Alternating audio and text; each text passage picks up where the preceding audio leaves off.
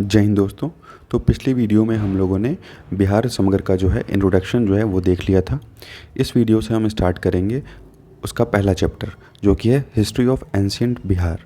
तो देखिए, ये चैप्टर स्टार्ट करने से पहले जो है हमको एक टाइमलाइन समझना होगा, यानी बीसी जिसको बिफोर क्राइस्ट बोलते हैं और एडी जिसको एनो डोमिनी बोलते हैं। तो वो क्या होता है तो उसको पहले समझ लेते हैं।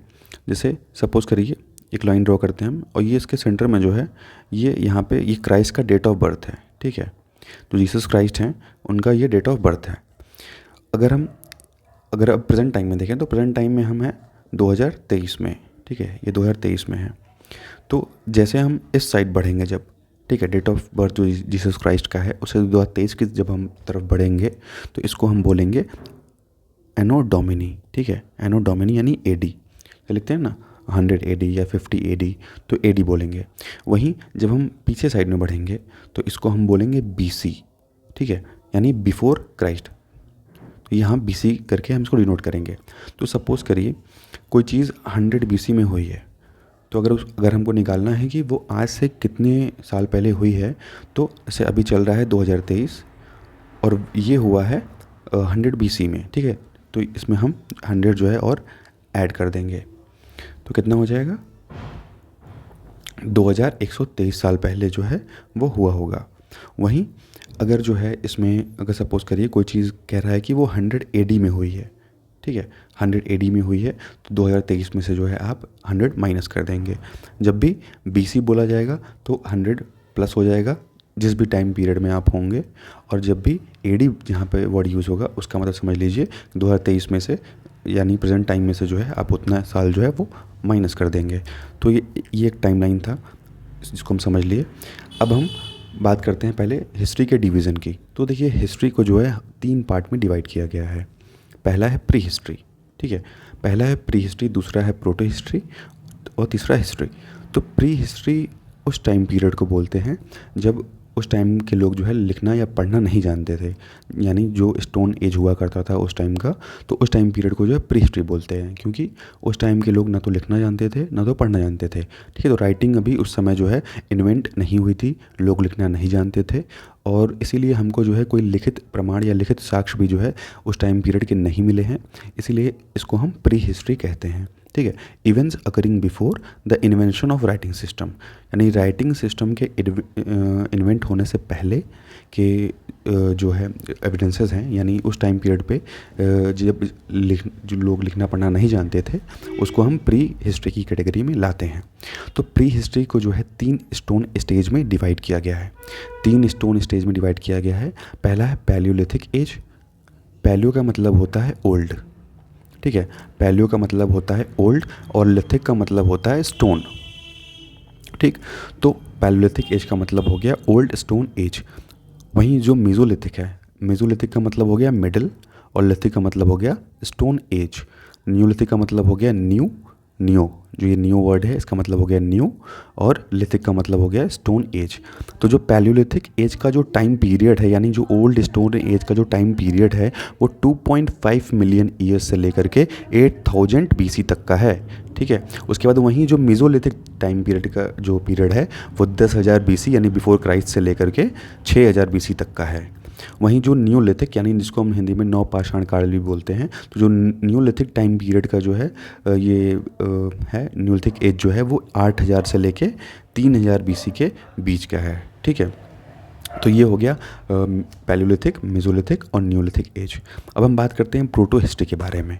तो प्रोटो हिस्ट्री वो टाइम पीरियड है जो प्री हिस्ट्री और हिस्ट्री के बीच में आता है। ठीक है, तो प्री हिस्ट्री और हिस्ट्री के बीच का जो टाइम पीरियड है उसको हम प्रोटो हिस्ट्री में कंसीडर करते हैं। यानी उस समय के लोग लिखना पढ़ना जानते थे, उनकी एक अपनी स्क्रिप्ट थी, उनका एक अपना जो है राइटिंग सिस्टम हुआ करता था, लेकिन अभी तक जो है उस लिपि को या उस भाषा को जो है हम पढ़ नहीं पाए हैं, वो अनडेसिफर्ड है। ठीक है, जो भी साक्ष्य प्रमाण मिले हुए हैं वो अभी अनडेसिफर्ड हैं, हम उनको पढ़ नहीं पाए हैं, लेकिन वो लिखना और पढ़ना जानते थे। एग्जाम्पल के लिए अगर हम देखें तो जो सिंधु घाटी की जो सभ्यता है, इंडस वैली सिविलाइजेशन की जो सभ्यता है, वहाँ पे जो आपको स्क्रिप्ट देखने को मिलती है, जो उनकी भाषा है वो पिक्टोग्राफिक स्क्रिप्ट है, यानी पिक्टोग्राफिक यानी पिक्चर के फॉर्म में जो है वो लिखते थे। ठीक है, पिक्चर के फॉर्म में जो है वो लिखते थे, और उस टाइम की जो स्क्रिप्ट है उसको हम अभी डेसिफर नहीं कर पाए हैं, यानी पढ़ नहीं पाए हैं, और उस टाइम पीरियड का जो है इसको डिवाइड किया गया है, प्रोटो हिस्ट्री में रखा गया है, ठीक है। इसको प्रोटो हिस्ट्री बोलते हैं। उसके बाद बात करते हैं हिस्ट्री की। तो events occurring after the invention of writing, यानी जब लोग लिखना पढ़ना जान गए थे तो उसके उस टाइम पीरियड के हम कंसिडर करेंगे कि इसको हिस्ट्री में कंसिडर करेंगे उसको, ठीक है। Societies based on written archaeological sources, और उस टाइम कैसी सोसाइटी थी, उस टाइम के लोग कैसे थे, तो ये सारी चीज़ें जो हैं हमको उस टाइम के आर्कियोलॉजिकल सोर्सेज से जो है वो देखने को मिलती हैं। उस टाइम जो भी आर्कियोलॉजिकल एविडेंसेस वगैरह मिले होंगे, जो भी प्रमाण साक्ष्य मिले होंगे, उसी की मदद से, उसी की हेल्प से जो है हम इस अपनी हिस्ट्री को जो है कंस्ट्रक्ट करते हैं। जैसे जैनिज़्म के लिटरेचर हो गए, बुद्धिज़्म के लिटरेचर हो गए, या जो मिडाइवल हिस्ट्री में हम पढ़ते हैं, जो भी ये क्या कहते हैं, जो वो आए मुग़ल आए, तो मुग़ल जो है अब किताबें, वो जो कई किताबें बुक्स वगैरह लिखवाए, तो उसके बेसिस पे जो है हम मिडाइवल हिस्ट्री को कंस्ट्रक्ट करते हैं। तो इसी तरह जो है मिडाइवल हिस्ट्री हो गया, या बुद्धिज़्म जैनिज़्म के जो लिटरेचर है, ये सारी चीज़ें हो गई। तो ये हो गई हिस्ट्री के इसमें अंडर में आ जाएंगी, ठीक है। तो प्री हिस्ट्री, प्रोटो हिस्ट्री और हिस्ट्री, 3 पार्ट में जो है हम हिस्ट्री पढ़ते हैं। अब स्टार्ट करते हैं हम। तो the ancient history of Bihar, जो हमारे बिहार की जो एंशियंट हिस्ट्री है वो ह्यूमन सिविलाइजेशन की शुरुआत से, यानी from the very dawn of the human civilization, यानी ह्यूमन सिविलाइजेशन जब प्रारंभ हुआ, यानी जब स्टार्टिंग में जब लोग जो है नोमैड्स की तरह घूमते थे, यानी बंजारों की तरह घूमते थे, इधर उधर खाने की तलाश में जो है उस टाइम के लोग घुमा करते थे, उस टाइम से जो है हमारे बिहार की हिस्ट्री की शुरुआत होती है। उस टाइम जो है केवल वो लोग जो है इधर उधर खाने की तलाश में घूमते थे, और अपना स्टोन के टूल्स वगैरह जो है वो उसका यूज़ किया करते थे। मेटल की डिस्कवरी उस टाइम नहीं हुई थी। उसी टाइम से जो है बिहार की एंशियंट हिस्ट्री की जो शुरुआत है वो होती है। और साथ ही साथ जो इसके प्रमाण हैं, जो इसके साक्ष्य हैं, वो हमको जो सनातन धर्म की जो किताबें हैं, चाहे वो रामायण हो, चाहे वो महाभारत हो, या कोई पुराण हो, या वो वेद हो, तो इनसे भी कहीं ना कहीं जो है हमको कुछ ना कुछ कहानियाँ या जो लेजेंड्स हैं वो देखने को मिलते हैं। उसी के हेल्प से जो है हम अपनी जो एंशियंट हिस्ट्री है उसको कंस्ट्रक्ट करते हैं। और बिहार जो है हमें ये देखने को मिलता है कि बिहार शुरू से जो है जो भी पावरफुल किंगडम्स आए गए, उनका बिहार जो है एक केंद्र है। बिहार जो है स्टार्टिंग से ही एक सेंट्रल रहा, जो भी जितने भी पावरफुल किंगडम्स है सभी का, ठीक है। और बिहार जो है एक कल्चरल सेंटर भी था, लर्निंग सेंटर भी था, क्योंकि देखिए उस टाइम जो है पूरे विश्व में कोई भी विश्वविद्यालय या कोई भी यूनिवर्सिटी नहीं थी, लेकिन हमारे यहाँ नालंदा यूनिवर्सिटी थी। तो नालंदा यूनिवर्सिटी, और जिसमें जो है लोग बहुत दूर दूर से जो है विदेशों से हमारे यहाँ जो है पढ़ने आया करते थे। तो इसी से पता चलता है कि बिहार जो है शुरू से कितना ही एक लर्निंग सेंटर रहा, एक कल्चरल सेंटर रहा, और एक जो भी पावरफुल किंगडम से मगध पावरफुल था, तो पाटलिपुत्र उसका कैपिटल, तो एक तरह से जो है ये सेंटर रहा स्टार्टिंग से ही। The Maurya empire and the religion of Buddhism, जो मौर्य एम्पायर है, मौर्य एम्पायर की शुरुआत हमको बिहार से देखने को मिलती है। बुद्धिज़्म जैनिज़्म भी जो है उनका उदय कहाँ से हुआ, तो वो भी जो है उनका उदय जो है बिहार से ही हुआ। मौर्य एम्पायर जो है जिसके फाउंडर थे चंद्रगुप्त मौर्य, तो नंद डायनेस्टी के थे धनानंद। तो धनानंद को हरा करके जो है जो चंद्रगुप्त मौर्य हैं वो गद्दी पे बैठते हैं चाणक्य की मदद से। उसके बाद 323 में जो है ये मौर्य एम्पायर जो है ओरिजिनेट होता है, और चंद्रगुप्त मौर्य जो है इसकी स्थापना करते हैं। चंद्रगुप्त मौर्य का जो जन्म है वो हुआ मगध में, ठीक है, मगध साम्राज्य में ही इनका जन्म हुआ, और मगध का कैपिटल था पाटलिपुत्र, ठीक है। पाटलिपुत्र जो है वो मगध का कैपिटल था, जो इस टाइम हमारा पटना का जो एरिया है, पटना को पाटलिपुत्र के नाम से जानते हैं। वहीं अगर कभी पूछा जाए एग्ज़ाम्स में कि अगर पाटलिपुत्र का फाउंडर कौन है, तो पाटलिपुत्र का फाउंडर है उदयन, ठीक है। कमेंट में आप ये बताइएगा कि उदयन जो है वो किसका पुत्र था, उदयन जो है वो किसका बेटा था, ये कमेंट में आपको बताना है। अब देखिए जो हमारे स्टेट का नाम बिहार है, बिहार ओरिजिनेट होता है विहाराज से। विहाराज यानी जो उस समय जो बौद्ध भिक्षु हुआ करते थे, जो बुद्धिस्ट मॉन्क हुआ करते थे, वो जो है उपदेश देने के लिए यहाँ से वहाँ जो है घूमते थे। तो रात में वो कहीं तो रुकेंगे, तो जहाँ वो रुकते थे, ठीक है, तो जो रेस्टिंग हाउस होता था बुद्धिस्ट मॉन्क्स का, बौद्ध भिक्षुओं का जो रेस्टिंग हाउस होता था, उनको बोलते थे विहार, ठीक है, विहार बोलते थे। लेकिन 12वीं शताब्दी में जब मुस्लिम रूलर्स आए, तो उन्होंने जो है विहार को वो बोलने लगे बिहार, तभी से जो है ये नाम जो है बिहार पड़ गया। उसके बाद देखिए हिस्ट्री जो है कंस्ट्रक्ट होती है कई सोर्सेज से, चाहे वो आर्कियोलॉजिकल सोर्सेज हो, खुदाई में जो हमको जो आर्कियोलॉजिकल सोर्सेज जो मिलते हैं, और चाहे वो जो बाहर से कुछ जो फॉरेन ट्रैवलर्स आते हैं, जो विदेशी यात्री जो आए, वो इंडिया घूमे, यहाँ की चीज़ें जो देखे, तो वो कहीं ना कहीं अपने किताबों में उसका उल्लेख करते हैं। तो वो जाके अपने यहाँ किताब लिखते हैं, उसका उल्लेख करते हैं, तो उस उनकी किताबों से की मदद से भी जो है हमको अपने इतिहास के बारे में, हिस्ट्री, एंशिएंट हिस्ट्री के बारे में पता चलता है। तो आर्कियोलॉजिकल सोर्सेज और जो फॉरेन ऑथर के जो अकाउंट्स हैं, यानी जो विदेशी यात्री आए उनके जो लिखे हुए जो वृत्तांत हैं, उससे भी जो है हमको हिस्ट्री कंस्ट्रक्ट करने में बहुत हेल्प मिलती है। उसके बाद अब हम बात करते हैं, देखिए सोर्सेज। तो सोर्सेज को दो पार्ट में डिवाइड किया गया है, आर्कियोलॉजिकल सोर्सेज और लिटरेरी सोर्सेज। यानी एक तो आपके लिटरेरी जो लिखित जो साक्ष्य हो गए, सोर्सेज हो गए, वो हो गए। आर्कियोलॉजिकल सोर्सेज में भी पैलियोलिथिक, तो पैलियोलिथिक यानी जो ओल्ड स्टोन एज का टाइम पीरियड था, तो उसके जो प्रमाण हैं वो आपको मुंगेर और नालंदा जिला के इलाके से वहाँ पे प्रमाण मिलते हैं। ठीक है, ओल्ड स्टोन एज यानी पैलियोलिथिक टाइम पीरियड के जो एविडेंस हैं वो मुंगेर और नालंदा से मिलते हैं। जो मेसोलिथिक टाइम पीरियड के जो एविडेंस हैं वो हज़ारीबाग, सिंहभूम और संथाल से जो है देखने को मिलता है। वहीं जो नियोलिथिक कल्चर था, तो नियोलिथिक कल्चर जो है आपको उसका प्रमाण जो है वो सारण के चिरंद से देखने को मिलेगा और वैशाली के चेचर से। ठीक है, वैशाली के चेचर से और सारण में जो चिरंद पड़ता है वहाँ पे जो है नियोलिथिक कल्चर्स के एविडेंसेस हमको देखने को मिलते हैं। वहीं पटना का जो कुम्हरार है, कुम्हरार में आपको जो 80 पिलर हॉल का जो खंडहर है, उस वहाँ पे जो उसके अवशेष हैं वो भी देखने को मिलेंगे। 80 पिलर हॉल के जो अवशेष बचे हुए हैं वो भी आपको देखने को मिलेंगे। ठीक है, ये सारी चीज़ें जो हैं ये आर्कियोलॉजिकल सोर्सेज में आएंगी। उसके बाद जो मौर्य पिलर इंस्क्रिप्शन है वो आपको लौरिया नंदगढ़ देखने को मिलेगा।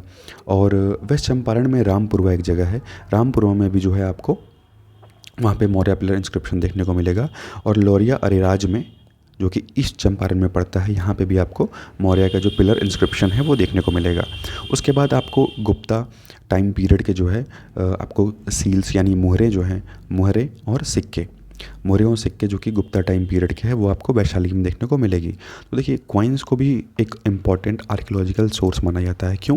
क्योंकि अगर सपोज़ करिए कि अगर उस टाइम सोने के सिक्के चल रहे थे, तो सोने के सिक्के जो है वो उस टाइम पीरियड को ये बताते हैं कि उस टाइम मतलब सोना इतने अमाउंट में था कि सोने के सिक्के चल रहे थे। क्योंकि नॉर्मली लोग क्या करते, अगर सोना मतलब उसको सिक्के को गला करके सोना चाहे तो निकाल के वो बेच सकते थे, लेकिन ऐसा होता नहीं था। सिक्कों सोने के सिक्के चल रहे थे और गुप्त काल को स्वर्णिम काल भी कहा जाता है। तो करीब करीब जो है 100 ईयर्स से ज़्यादा अगर आप देखें कि 100 साल से अधिक कहीं सोने के सिक्के चल रहे हों, तो इसका मतलब ये है कि गोल्ड बहुत ज़्यादा अमाउंट में हुआ करता था। तो उनकी कंडीशन वो बताती है कि उनकी कंडीशन उस टाइम इंडिया की कंडीशन कितनी अच्छी रही होगी कि सोने के सिक्के चल रहे होंगे।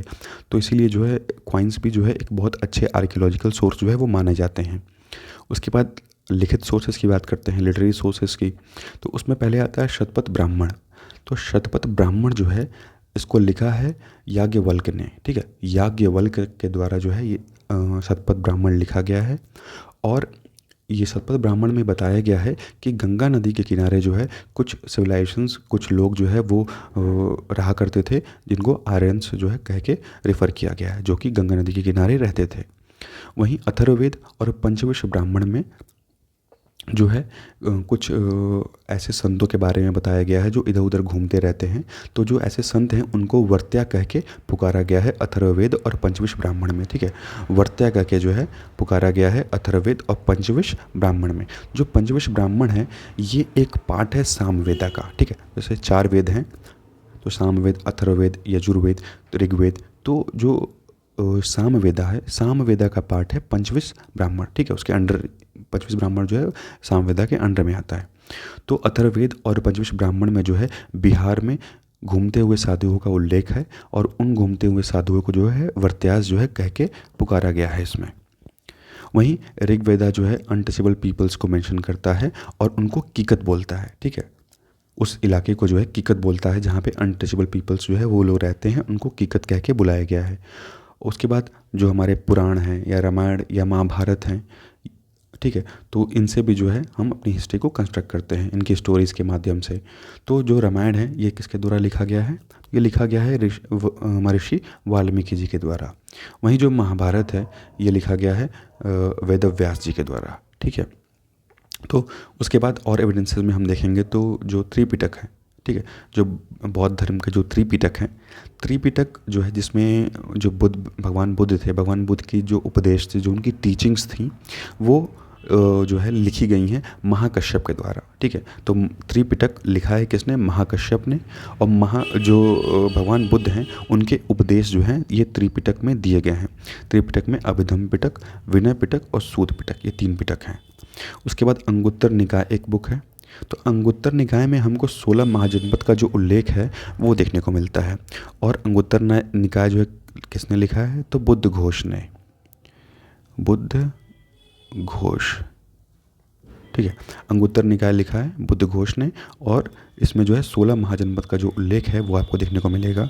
दीघ निकाय, दीघ निकाय भी जो है वो बुद्ध घोष ने ही लिखा है, ठीक है, याद रखिएगा। अंगुत्तर निकाय और दीघ निकाय बुद्ध घोष ने लिखा है। दीपवंश, तो दीपवंश देखिए इसका राइटर नहीं पता है, लेकिन ये पता है कि श्रीलंका में जो है इसको लिखा गया है, ठीक है। इसके राइटर की जानकारी नहीं है, लेकिन दीपवंश जो है वो श्रीलंका में लिखा गया है। वहीं जो महावश्म है, जो महावश्म है वो महामना के द्वारा लिखा गया है। महामना जो थे वो एक बौद्ध भिक्षु थे, और इनके बारे में भी ज़्यादा जानकारी नहीं मिलती है, और बस सिर्फ इनका नाम पता है, और ये पता है कि ये एक भिक्षु थे, ठीक है। महामना इनका नाम था, इन्हीं के द्वारा महावंश जो है वो लिखा गया। उसके बाद जो जैन लिटरेचर्स के जो साक्ष्य हमको मिले हैं उसमें कल्पसूत्र है बहुत इंपॉर्टेंट, जो कि भद्रबहु के द्वारा लिखा गया है, कल्पसूत्र। उसके बाद परिष्ठ पर्वन, परिष्ठ पर्वन जो है ये संस्कृत लिटरेचर है, एक संस्कृत में लिखा गया है। और उस टाइम जो है चालुक्य डायनेस्टी चल रही थी। चालुक्य डायनेस्टी के टाइम पीरियड पे कुमारपाल एक राजा थे। तो कुमारपाल के रिक्वेस्ट पे जो है कुमारपाल रिक्वेस्ट करते हैं अपने कोर्ट पोएट जो है हेमचंद्र से। कुमारपाल जो है कुमारपाल के कोर्ट में जो है हेमचंद्र एज ए पोएट थे। तो हेमचंद्र से कुमारपाल जो है रिक्वेस्ट करते हैं, और उन्हीं के रिक्वेस्ट पे जो है हेमचंद्र लिखते हैं परिष्ठ पर्वन, ठीक है, परिष्ठ पर्वन याद रखिएगा। उसके बाद है वसुदेव चरित्र। वसुदेव चरित्र जो है ये वसुदेव कानवा ने लिखा है। वसुदेव कानवा जो थे वो कानवा डायनेस्टी के यानी जो कानवा वंश था वो कानवा वंश के फाउंडर थे, वसुदेव कानवा, इन्हीं के द्वारा जो है लिखा गया वसुदेव चरित्र। तो ये जो है बात करता है about the early history of Chandragupta Maurya, ठीक है। तो इसमें चंद्रगुप्त मौर्य डायनेस्टी की जो हिस्ट्री है वो हमको देखने को मिलती है इन लिटरेचर्स के हेल्प से। वहीं जब मेगास्थनीज जो है, सेल्यूकस निकेटर जो है वो मेगास्थनीज को भेजता है चंद्रगुप्त के कोर्ट में। तो मेगास्थनीज जब चंद्रगुप्त कोर्ट में पहुंचते हैं तो उसके बाद वो जब जाते हैं वापस तो इंडिका नाम की जो है किताब लिखते हैं। उसके बाद फाहियान भी जो है 5वीं शताब्दी में आता है। 5वीं शताब्दी में जो है फाहियान आता है और मगध के बारे में जो है लिखता है। तो फाहियान जब आता है तो फाहियान अपनी किताब में लिखता है, उसी किताब का नाम है फो क्यों की, ठीक है, फो क्यों की। अपनी इस किताब में जो है वो लिखता है। और ये किसके कोर्ट में आता है फाहियान? तो ये आता है चंद्रगुप्त द्वितीय, ठीक है, चंद्रगुप्त सेकंड के कोर्ट में जो है आता है फाहियान। वहीं ह्यूंग जो है ह्यूंग आता है 637 AD में हर्षवर्धन के कोर्ट में, ठीक है। हर्षवर्धन उस टाइम राजा रहते हैं, हर्षवर्धन टाइम पीरियड पे आता है ह्यूंग। उसके बाद ह्यूंग जो है ये नालंदा में जो मोनेस्ट्रीज़ थी उनके उसके बारे में वर्णन करता है। ये कितनी बड़ी बड़ी मोनेस्ट्रीज़ हुआ करती थी, वहाँ कितने लोग रहते थे, मतलब उस टाइम पीरियड के बारे में जो है ह्यूंग अपनी किताब में मेंशन करता है। उसके बाद इत्सिंग है। तो इत्सिंग जो है ये भी जो है चंद्रगुप्त सेकंड के टाइम पीरियड पे आते हैं, ठीक है। इत्सिंग जो है चंद्रगुप्त सेकंड के टाइम पीरियड पे आते हैं, और जो बौद्ध भिक्षु थे उनके ऊपर कई किताब जो है इत्सिंग के द्वारा जो है लिखी गई, ठीक है। ये एक चाइनीज़ ट्रैवलर थे, और ये भी जो है नालंदा और उसके आसपास की जगहों के बारे में जो है ये उल्लेख करते हैं अपनी किताबों में। तो यहाँ आप देख सकते हैं ये शतपथ ब्राह्मण और ये 4 वेद, ऋग्वेद, यजुर्वेद, सामवेद और अथर्ववेद। उसके बाद हम बात करते हैं देखिए त्रिपिटक की। तो त्रिपिटक को जो है 3 फोल्ड बास्केट भी बोलते हैं, ठीक है। त्रिपिटक को जो है 3 फोल्ड बास्केट बोलते हैं, और इसको लिखा गया था पाली भाषा में। पाली भाषा में जो है इसको लिखा गया था। करीब 10,000 पन्नों का जो है ये ये किताब है, और इसमें जो है जो भगवान बुद्ध की जो टीचिंग्स हैं वो इसमें दी गई हैं, उनके लाइफ के बारे में और भगवान बुद्ध की टीचिंग्स के बारे में। विनय पिटक में जो है एक जो बुद्धिस्ट मोनेस्ट्रीज़ में जो बहुत बिच्छू रह रहे हैं उनके लिए जो नियम कानून है, जो डिसिप्लिन का जो रूल है, वो दिया गया है विनय पिटका में, ठीक है। इसीलिए इसको बास्केट ऑफ डिसिप्लिन भी बोलते हैं, क्योंकि इसमें संघ या मॉन्क के लिए जो रूल बनाया गया है वो रूल इसमें दिया गया है। उसके बाद है सूत पिटक। तो सूत पिटक में जो है वो भगवान बुद्ध के जो टीचिंग्स हैं वो इसमें दी गई हैं, ठीक है। कलेक्शन ऑफ टीचिंग्स हैं इसमें, और ये तीनों पिटाकों में जो सबसे बड़ा है, ठीक है, लार्जेस्ट एमंग द 3 पिटाकास। तो तीनों पिटाकों में सबसे बड़ा पिटाक कौन सा है? सूत पिटक, ठीक है। इसको बोलते हैं basket of discourse.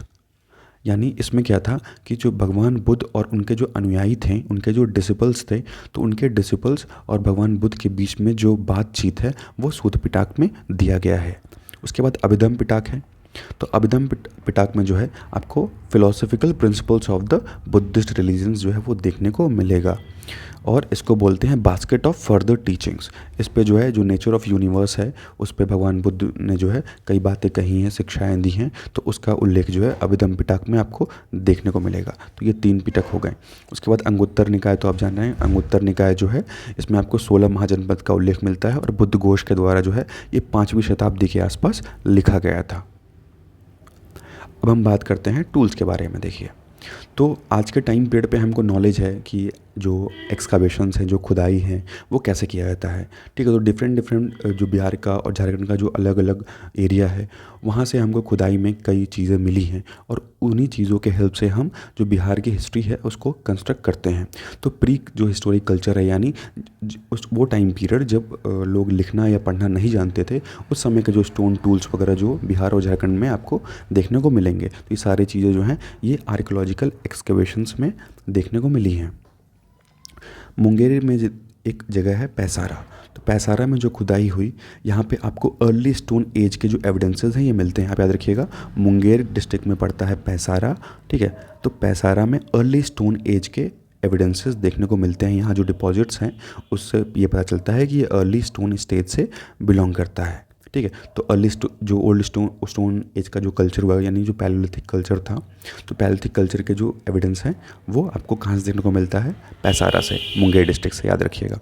A number of well known Acheulian tools, ठीक है। यहाँ उसके बाद आपको एक्यूलियन टूल्स देखने को मिलेंगे, जो कुल्हाड़ी होती है, हैंड एक्स, वो देखने को मिलेगा, और क्लीवर देखने को मिलेगा। जो ये नुकीले नुकीले आप पत्थर देख रहे हैं इसको क्लीवर बोलते हैं, ठीक है। ये सारे जो है एक्यूलियन टूल्स की कैटेगरी में आ जाएंगे। उसके बाद आता है न्यूलिथिक कल्चर, ठीक है। न्यूलिथिक कल्चर, तो उसमें आपको जो है बिहार और झारखंड में जब करीब करीब 20वीं शताब्दी के आसपास 20th सेंचुरी में जब खुदाई होती है, तो यहाँ पे जो है न्यूलिथिक कल्चर से रिलेटेड जो एविडेंसेस हैं वो देखने को मिलते हैं। जो पहला न्यूलिथिक कल्चर का जो एविडेंस मिला वो हमें गंगा नदी के किनारे मिलता है, ठीक है। तो on the left bank of Ganga, about 12 kilometre from Chhapra, यानी 12 किलोमीटर छपरा से जो है गंगा और घाघरा नदी के आसपास के जो इलाके हैं वहाँ से हमको न्यूलिथिक कल्चर के जो एविडेंस, जो साक्ष्य हैं वो देखने को मिलते हैं, ठीक है। गंगा और घाघरा नदी के आसपास के इलाकों से जो है न्यूलिथिक कल्चर के एविडेंसेस हमको देखने को मिलते हैं। उसके बाद आपको यहाँ पे post firing ochre painting pottery देखने को मिलेगी, यानी जैसे मिट्टी का बर्तन बनाया गया, बर्तन बना के उसको पका दिया गया, पकाने के बाद जो है उस पर पेंटिंग किया गया, जैसे आप यहाँ एग्जांपल देख सकते हैं। तो इसको बोलते हैं post firing ochre painting pottery, ठीक है। तो यहाँ उसके अलावा आपको ग्रे वेयर मिला, ब्लैक वेयर मिला, ठीक है, या ब्लैक बर्निश्ड वेयर मिला। तो ये देख सकते हैं ये ब्लैक बर्निश्ड वेयर हो गया। रेड वेयर का एग्जांपल ये है, ये रेड वेयर हो गया। तो ये सारी चीज़ें जो हैं ये मिली हैं। साथ ही साथ स्पाउटेड विसल्स भी मिले हैं। स्पाउटेड विसल्स मतलब ऐसे विसल्स जिनकी ऐसे पतली गर्दन होती है, जैसे केतली। तो केतली एक टाइप का स्पाउटेड विसल है, ठीक है। आगे इमेज में भी हम दिखाएंगे। उसके बाद जो है लॉन्गिट्यूडनल हर्ट्स मिले हैं, यानी चूल्हे, जो मिट्टी के चूल्हे हुआ करते थे वो मिले हैं, जिनका इस्तेमाल जो है कुकिंग के लिए किया जाता था। उसके बाद ईंख और जो बैम्बू होता है, यानी गन्ना और जो बांस है, उसके बने हुए जो है उस टाइम के घर मिले हैं, और गन्ना और बांस मिला करके घर बनाया गया है, और उसको प्लास्टर किया गया है मिट्टी से, ठीक है। मिट्टी से जो उसको प्लास्टर कर दिया गया है ताकि थोड़ा सा मजबूत रहे। तो उसके एविडेंसेस भी जो हैं वो आपको यहाँ पे देखने को मिलते हैं। उसके बाद वो कुछ जो हैं पल्सेस मिले हैं, गेहूँ मिला है, चावल मिला है, मटर मिला है, ठीक है। तो इनके भी जो एविडेंसेस हैं, सेल्स के एविडेंसेस, फूड के एविडेंसेस जो हैं, ये भी यहाँ देखने को मिले हैं। साथ ही साथ आर्कियोलॉजी में ये भी पता चलता है कि उस टाइम के जो लोग थे वो पल्सेस या राइस या चावल गेहूँ के अलावा जो है एक्स्ट्रा डाइट के तौर पे फ़िश और मीट भी कंज्यूम किया करते थे, यानी फ़िश और मीट भी खाया करते थे। और ये भी पता चलता है कि डोमेस्टिकेशंस यानी पशुपालन भी वो किया करते थे। वो लोग जो है गाय को पालते थे और भैंस को भी पालते थे। इसके भी साक्ष्य जो हैं वो देखने को मिले हैं। उसके बाद शिकार के भी साक्ष्य जो हैं वो देखने को मिलते हैं कि वो उस टाइम जो है हंटिंग वगैरह किया करते थे, क्योंकि वो तो हंटर गैदरस ही थे, ठीक है, हंटिंग करते थे, ठीक है। उस और भाई न्यूलिथिक कल्चर आ चुका था, इसका मतलब वो जो है एग्रीकल्चर जो है वो सीख गए थे, तो इसलिए एविडेंसेस जो है हमको देखने को मिलते हैं। उसके बाद जो बोन टूल्स हैं, सबसे ज़्यादा बोन टूल्स बिहार में आपको चिरंद में देखने को मिलेंगे। इसलिए चिरंद की स्पेशलिटी बोलता है कि चिरंद की जो स्पेशलिटी है वो क्या है, वो बोन टूल्स हैं, क्योंकि बोन टूल्स बहुत ज़्यादा अमाउंट में जो है आपको चिरंद में देखने को मिलते हैं। उसके अलावा ज्वेलरी मेकिंग भी उस समय होती थी, जो ज्वेलरी का यूज़ है वो भी उस समय हुआ करता था। ये हमको कैसे पता चलता है, क्योंकि उस टाइम पीरियड के हमको जो सेमी प्रेशियस स्टोन के जो बीड्स होते हैं, बीड्स मतलब होता है मनके, ठीक है, बीड्स मतलब होता है मनके। तो उस टाइम पीरियड के जो मनके थे, जैसे एजेट हो गया, ठीक है, ये ऊपर वाला एजेट है, उसके बाद जैस्पर हो गया और ये कार्नेलियन। तो इनके जो बने हुए जो मनके हैं या और भी जो ज्वेलरीज़ हैं वो हमको यहाँ देखने को मिलती हैं। न्यूलिथिक कल्चर बताया जाता है कि न्यूलिथिक कल्चर जो है वो करीब करीब 2500 से लेके 1500 बीसी के बीच का पीरियड है ये, ठीक है। यहाँ पे आपको टेराकोटा के फिगर्स भी देखने को मिलते हैं, यानी जो मिट्टी के खिलौने होते हैं, टेराकोटा के जो फिगर्स हैं मिट्टी के खिलौने, जिसमें बुल का एक खिलौना है, उसके बाद एक सांप जैसा उसका हेड है उसका खिलौना है, एक चिड़िया का जो टेराकोटा फिगर मिला है। तो कहीं ना कहीं इससे ये बताया जाता है कि जो बुल है या जो ये स्नेक हेड है और या जो बर्ड है, ये जो है इसका कोई ना कोई रिलीजियस एक सिग्निफिकेंस होगा। हो सकता है इसका पूजा पाठ करते हों या कोई ना कोई इसका रिलीजियस सिग्निफिकेंस जो है हिस्टोरियंस के द्वारा बताया जाता है, ठीक है। तो यहाँ आप देख सकते हैं ये जो है ये मनके हैं, बीट्स, ठीक है, ये बीट्स हो गए। और इस साइड में आपको टेराकोटा के जो फिगर्स हैं, जो मिट्टी के जो खिलौने हैं, वो आपको देखने को मिलेंगे। उसके बाद हम बात करते हैं, देखिए जो न्यूलिथिक कल्चर्स का टाइम पीरियड था, न्यूलिथिक कल्चर्स के जो एविडेंसेस हैं वो आपको वैशाली के चेचर से मिला है, ठीक है। वैशाली डिस्ट्रिक्ट में पड़ता है चेचर, चेचर से जो है न्यूलिथिक कल्चर के एविडेंसेस देखने को मिले हैं। वहीं पटना के मनेर से, और बोध गया में ताराडी है तो ताराडी से, और रोहतास में है सेनुअर। तो यहाँ से जो है हमको न्यूलिथिक कल्चर के जो एविडेंसेस हैं वो देखने को मिलता है। उसके बाद चालकोलिथिक कल्चर जो था, देखिए चालकोलिथिक जो है दो वर्ड से बना है, एक है चालको यानी कॉपर और लिथिक यानी स्टोन, ठीक है। तो चालकोलिथिक टाइम पीरियड वो टाइम पीरियड है जब उस समय लोग अभी स्टोन का जो पत्थर का जो इस्तेमाल है वो करना भूले नहीं थे, ठीक है।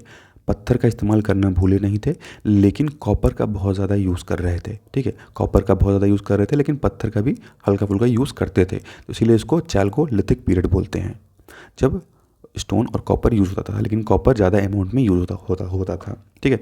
एविडेंसेस ऑफ चालकोलिथिक कल्चर जो है वो कहाँ मिला है, चिरंद में। चिरंद में आपको चालकोलिथिक कल्चर के एविडेंस देखने को मिलता है। और ब्लैक और रेड वेयर जो पॉटरी है वो देखने को मिलता है। और इससे ये पता चलता है कि मिट्टी को जो है ऐसे बर्तन बना करके क्या करते थे कि मिट्टी का बर्तन बना कर उसको आग पे उल्टा रख के पकाते थे। यहाँ आप ऊपर एग्जांपल देख सकते हैं, इसलिए अंदर से ये ब्लैक हो गया है। तो उसको उल्टा रख के जो है आग पे पकाते थे, इन्वर्टेड फायरिंग करते थे। तो ऐसे एविडेंसेस यहाँ पर देखने को मिले हैं। और कुछ बर्तन ऐसे भी मिले हैं जिन पे पेंटिंग वगैरह की गई है, और कुछ बर्तन जो हैं वो स्पाउटेड टाइप के यहाँ से रिकवर किए गए हैं। स्पाउटेड ये एग्जांपल देख सकते हैं स्पाउटेड वेसल्स का, ठीक है। तो इसी टाइप की केतली भी जो है वो एक स्पाउटेड वेसल्स में आती है। तो ऐसे स्पाउटेड वेसल्स और जो पेंटिंग किए गए वेसल्स देखने को मिले हैं। और इन्वर्टेड फायरिंग वेसल्स भी जो है आपको देखने को मिले, यानी उनको उल्टा करके आग पे पकाया गया है। ऐसे जो एविडेंसेस हैं वो आपको कहाँ मिलता है, चेचर में मिलता है जो कि वैशाली में है, पटना के मनेर में, बोध गया के ताराडी में, और रोहतास के सनवर में आपको ये एविडेंसेस देखने को मिलते हैं। Evidences of use of copper has been found which seems to be associated with funeral sites. और साथ ही साथ जो अंतिम संस्कार जो किया जाता है उससे रिलेटेड भी जो एविडेंसेस हैं वो हमको देखने को मिले हैं। और उस समय जो है कॉपर का बहुत ज़्यादा यूज़ हो रहा था, क्योंकि चालकोलिथिक पीरियड था, स्टोन यूज़ कम हो चुका था और कॉपर का यूज़ बढ़ चुका था, ज़्यादा हो रहा था।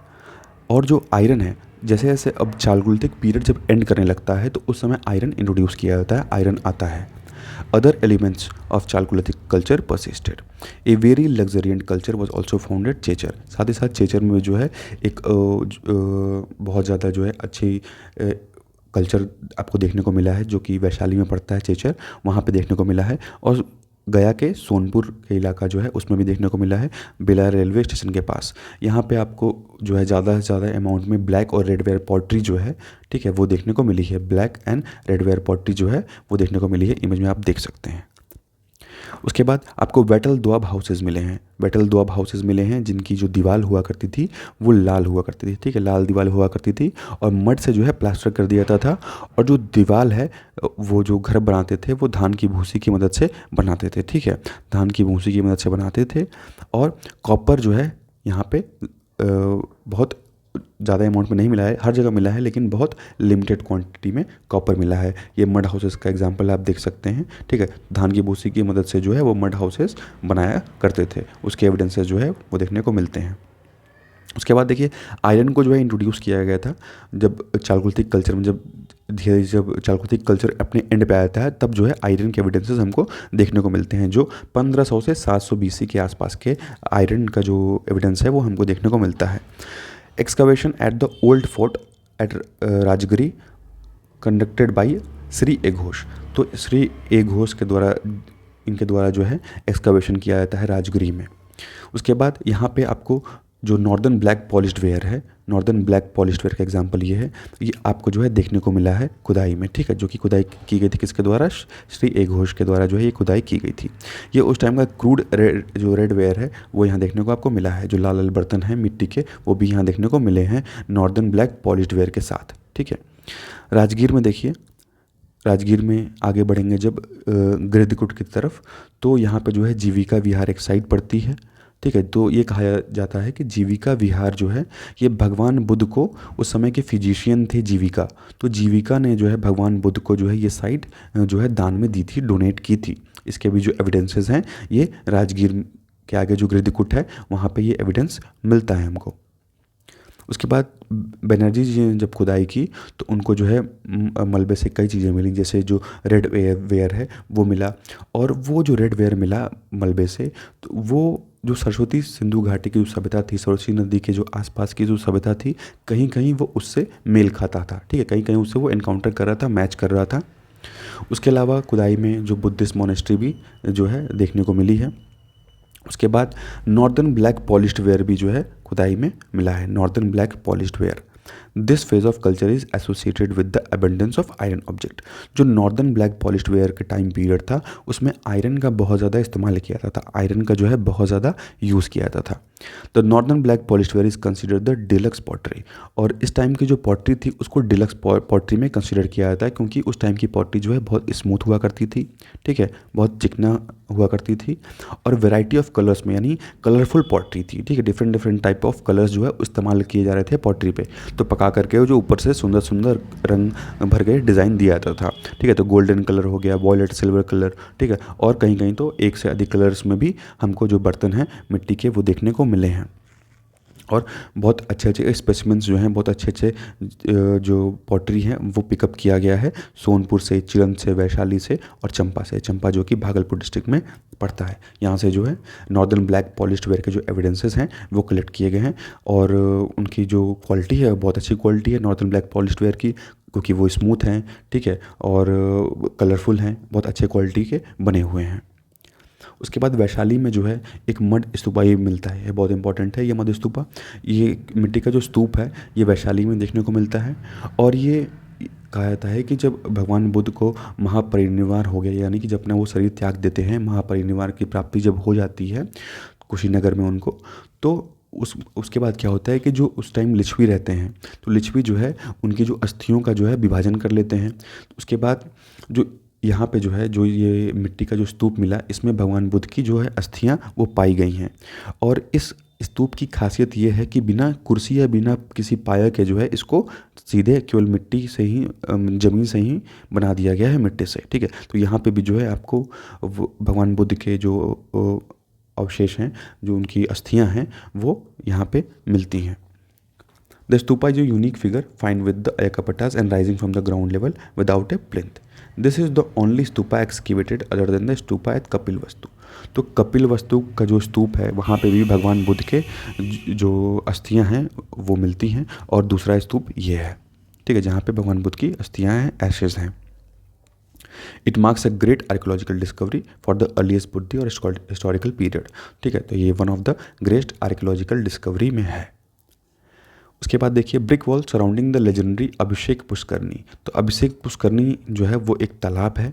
तो अभिषेक पुष्करनी के आसपास जो है उसको एक मिट्टी एक जो है ब्रिक वॉल मिला था. ठीक है, ईंटें से बनी हुई दीवार से जो है ये घिरा हुआ था, और खुदाई में जो है ये पता चला कि लेटर पीरियड से बिलोंग करता है. और ये जो उस टाइम के जो वैशाली में जो लिच्छवी थे, ये लिच्छवी के टाइम पीरियड से है जो बिलोंग करता है. और ये तालाब जो था उसके आसपास जो है ये ईंटों से जो है इसको घेरा गया था. ठीक है, तो खुदाई में ये भी मिला. उसके बाद ब्लैक बर्निश्ड वेयर देखने को मिला. यहाँ एग्जांपल आप देख सकते हैं जो कि 6ठी शताब्दी के आसपास का है, 6th सेंचुरी BC के आसपास का है ब्लैक बर्निश्ड वेयर. ये मिला है कहाँ पे? चंपा में. ठीक है, चंपा में मिला है. उसके बाद जैसे एक जो सांचा होता है, जैसे कि मान लीजिए कोई चीज़ आप बना रहे हैं, जैसे उस टाइम के जो सोनार थे, जो गोल्ड स्मिथ थे, सोनार थे, वो क्या करते थे जब ज्वेलरी बनाते थे तो उसका एक सांचा बनाते थे. तो कई सांचा भी जो है वो देखने को मिला है. ज्वेलरी मोल्ड्स भी जो है वो हमको देखने को मिले हैं चंपा से. ठीक है, और बहुत अच्छी क्वालिटी के जो मोल्ड्स हैं, यानी जो सांचे थे वो बहुत अच्छी क्वालिटी के थे. और बुद्धिस्ट और जैन जो लिटरेचर है उसमें हमको ये भी कहा गया है कि चंपा के जो सुनार थे वो उनकी कलाकारी बहुत अच्छी थी, वो बहुत अच्छा जो है डिज़ाइन ज्वेलरी जो है बनाया करते थे. तो उसके एविडेंसेस भी जो है हमको यहाँ से देखने को मिलते हैं, क्योंकि यहाँ से जो है आपको उन्हीं गहनों के जो सांचे हैं वो देखने को मिले हैं. उसके बाद देखिए आइवरी का जो फीमेल डांसिंग फिगर है वो भी मिला है. तो ये बिहार से मिला है. ठीक है, तो जो इसको कंपेयर किया जाता है इटली के पोम्पई में मिला था फीमेल डांसिंग फिगर. ठीक है, एक फीमेल का फिगर, उस फिगर से इसको कंपेयर किया था. इतनी अच्छी क्वालिटी का ये है. उसके बाद देखिए ये बताया जाता है कि जो ये फिगर मिला है ये जो है करीब करीब जो मौर्य पीरियड था उसके आसपास का ये डांसिंग फिगर है. ठीक है, मौर्य पीरियड का. For the first time in Bihar remains of monumental building, और मोनूमेंटल बिल्डिंग के जो रिमेन्स है वो भी देखने को मिले हैं. हम वो प्लेस आपको अभी दिखाएंगे. तो मोनूमेंटल बिल्डिंग के रिमेन्स मिले हैं जो कि उनकी खासियत है कि वो पकी हुई ईंटों से बने हुए हैं. फायर बर्न जो ब्रिक्स हैं, जो पकी हुई ईंटें हैं, उनसे वो जो है बने हुए हैं. और ये कुषाण पीरियड के हैं. ठीक है, और ये आपको मिलता है चिरंद में. ठीक है, तो कुषाण पीरियड के जो मोनूमेंटल बिल्डिंग्स हैं जो कि पकी हुई ईंटों से बनी हुई हैं उसके अवशेष जो है आपको देखने को मिलते हैं. We get the evidence of existence of culture and civilisation in Bihar. उसके बाद जो है आर्यंस के आने से पहले भी जो है जो हमारे रिलीजियस टेक्स्ट हैं उसमें जो है आर्यंस के आने से पहले का भी सिविलाइजेशन का उल्लेख किया गया है. ठीक है, तो यहाँ आप देख सकते हैं इमेज में. तो ये जो है ये साइट मिला हुआ है जहाँ पे पकी हुई ईंटों से जो है बिल्डिंगें बनाई गई थी. नेक्स्ट हम देखते हैं. उसके अलावा कई पॉटरी टाइप्स मिले हैं, टेराकोटा की इंडस्ट्रीज़ मिली हैं, बोन के टूल्स यहाँ आप साइड में देख सकते हैं. बोन के टूल्स जो हैं वो मिले हैं, बीड्स मिले हैं, मनके मिले हैं. ठीक है, ये बीड्स हैं, ये भी बीड्स हैं. तो बोन के टूल्स मिले हैं, बीड्स मिले हैं.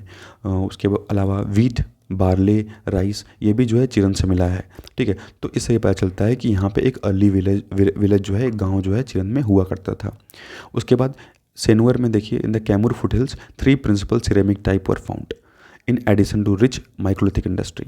तो उसके अलावा देखिए जब सीधी बात है जब कहीं ज्वेलरी बन रही है, बीड्स मेकिंग हो रहे हैं, इसका मतलब वहाँ कोई ना कोई एक माइक्रोलिथिक इंडस्ट्री जो है वो हुआ करती थी. ठीक है, माइक्रो यानी स्मॉल, लिथिक मीन्स स्टोन. ठीक है, तो कोई स्टोन इंडस्ट्री या ज्वेलरी इंडस्ट्री जो है उस टाइम पे हुआ करती थी. तो बोन टूल्स हो गए, मनखे हो गए, और कई मिसलेनियस स्टोन ऑब्जेक्ट्स जो है वो आपको देखने को मिले हैं. साथ ही साथ राइस, बार्ले और मिलेट्स भी देखने को मिले हैं. तो इस समय पता चलता है कि उस टाइम पीरियड के लोग जो है पशुपालन वगैरह भी किया करते थे, और ज्वेलरी मेकिंग का काम भी जो है उनका बहुत उन्नत तरीके का था. ठीक है, और ये बताया गया है कि राइस जो है वो उस टाइम का प्रिंसिपल क्रॉप हुआ करता था. अभी भी आप देखेंगे तो राइस जो है बिहार में बहुत होता है. तो उस टाइम पे भी जो है राइस जो है प्रिंसिपल क्रॉप हुआ करता था. Not much in known about the neolithic level at Taradih. Taradih में उतने जो एविडेंसेस मिले हैं तो वो न्यूलिथिक कल्चर का ज़्यादा जो एविडेंस है वो ताराडी में नहीं मिला. लेकिन यहाँ पे 2 फेजेस हैं. जिसमें आपको हैंडमेड रेड पॉटरी देखने को मिलेगी पहले फेज़ में, ठीक है। हैंडमेड रेड पॉटरी जो है वो आपको पहले फेज़ में देखने को मिलेगी। उसके बाद चालगोथिक फेज़ है, इसमें आर्कोलॉजिकल सीक्वेंस में देखिए जो ईस्टर्न इंडिया का जो इलाका है यहाँ पे आपको आपको जो बिहार के ईस्टर्न साइड का जो इलाका है यहाँ पे आपको जो है कई एविडेंसेस ऐसे मिलेंगे जहाँ पे पॉटरी मेकिंग वगैरह या जो ये बीड्स वगैरह मिले हैं, बोन के जो टूल्स वगैरह मिले हैं, ये भी आपको देखने को मिलेंगे। उसके बाद जो पेंटेड ब्लैक रेडवेयर है, पेंटेड ब्लैक रेडवेयर के जो साक्ष्य हैं वो भी आपको एविडेंसेस जो हैं वो यहाँ मिले हुए हैं।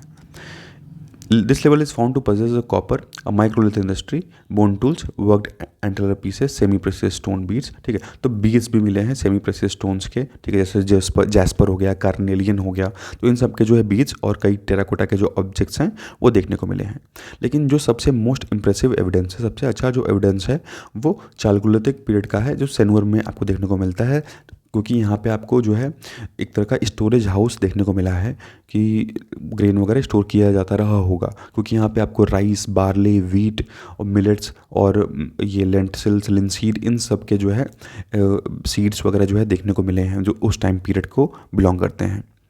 On the whole the neolithic chalcolithic assemblage of the Gangetic Plains of Bihar is remarkably interesting, ठीक है।